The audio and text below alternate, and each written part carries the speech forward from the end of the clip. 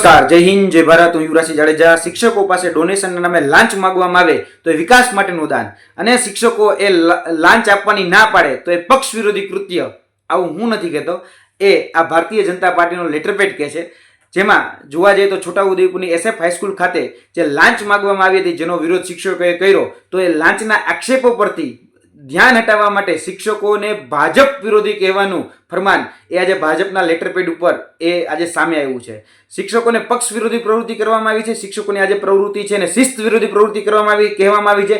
અને આ બદનક્ષી ભર્યું વર્તન એ શિક્ષકોએ કર્યું, ગુનાહિત માનસિકતા ધરાવતું વલણ એ શિક્ષકોએ અપનાવ્યું, એવું એ કહેવામાં આવી રહ્યું છે. શિક્ષકો પાસે આજે ડોનેશનના નામે જે પૈસા માંગવામાં આવે છે, એમાં એને વિકાસ માટેનું દાન કહેવામાં આવે છે. લાંચ આપવાનો ઇનકાર કરવામાં આવે તો એને પક્ષ વિરોધી કૃત્ય કહેવામાં આવે છે. એટલે ભાજપનું એક નવું સૂત્ર બની ગયું એવું લાગે છે કે ભ્રષ્ટાચાર સામે સવાલ ઉઠાવો તો પક્ષ વિરોધી, અને ભ્રષ્ટાચાર કરો તો સાચા સેવક. એટલે ભ્રષ્ટાચાર એ શિષ્ટાચાર બનતો જાય છે.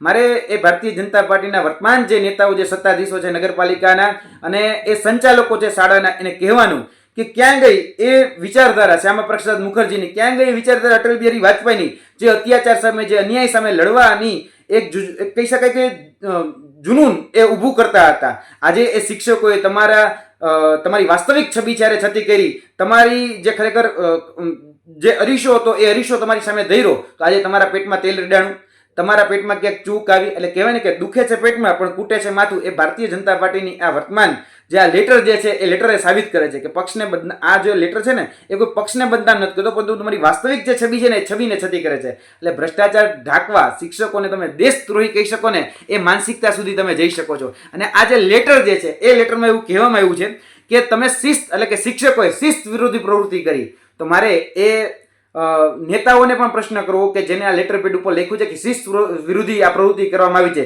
તો શું લાંચ માંગવી એ કઈ શિસ્તમાં આવે છે? શિક્ષકોને ATM કાર્ડ ગણવા એ કઈ શિસ્તમાં આવે છે? નગરપાલિકામાં બોલાવીને આ શિક્ષકોને ધમકાવવા એ કઈ શિસ્તમાં આવે છે? આદિવાસી બાળકોને આગળ ધરી તમે યૌન શોષણની ફરિયાદ કે એટ્રોસિટીની ફરિયાદની ધમકીઓ આપો છો, એ કઈ શિસ્તમાં આવે છે? તમારો રેકોર્ડ ખરાબ કરી નાખીશું, તમને રજા નહીં આપીએ, તમારું ભવિષ્ય અમે બગાડી નાખીશું, આ પ્રકારની જે ધમકીઓ આપવામાં આવે છે એ કઈ શિસ્તમાં આવે છે? એટલે જરા કહેજો.